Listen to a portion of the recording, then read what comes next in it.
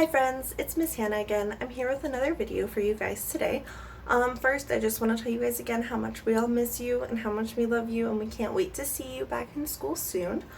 Today, I'm going to be showing you a fun way that you can practice your letters and a fun way that you can practice matching. And it's going to be by making our very own apple tree and our very own apples that we can use to put on the tree. So, let's go get started. Alright, so now we're going to make an apple tree. So the first thing that you need is just a piece of paper, and I'm going to show you guys how you can draw a tree. So first you make one line up this way, and one line up this way, and then you can make the leaves of the tree just like this. So this is how I made my tree. Now I'm going to show you my big apple tree. So, drawing like this is the tree that I made on a much bigger piece of paper. So this is my apple tree, and you can see there's letters all over it. So the first thing you need to do is draw your tree and then write every letter of the alphabet in all kinds of different spots all over the tree.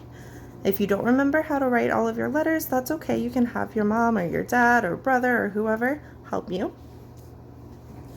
And then after you do that, what I did is I took my salt shaker at home, like this, and I traced it to make circles, like this. So I took my circles and I cut them out with a pair of scissors to make apples. And this is what my apples look like. A bunch of little circles, and each one of my apples has a different letter on it. So what I'm going to do is I'm going to put my apples on my tree by finding the letter on the apple. So I pick up my first apple.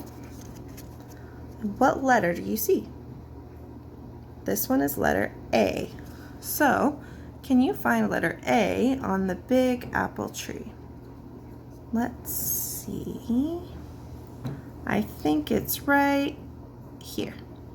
So what I'm going to do is take my apple and put it on the tree right where the letter A is. So then I'll take my next apple, has the letter B, and look for the letter B on my apple tree. And then once I find it, I'll put the apple on the tree, and you can keep going with as many letters and as many apples as you want. You can also color the apples to make them red or yellow or green or whatever color you want. You can color your tree. You can do this in so many different ways, using whatever you have or whatever you want to make it fun. So I hope that you guys make your own apple tree at home. I hope that you have tons of fun doing it, and I would love to see pictures, or even if you want to bring in your apple tree when we come back to school, I would love to see it.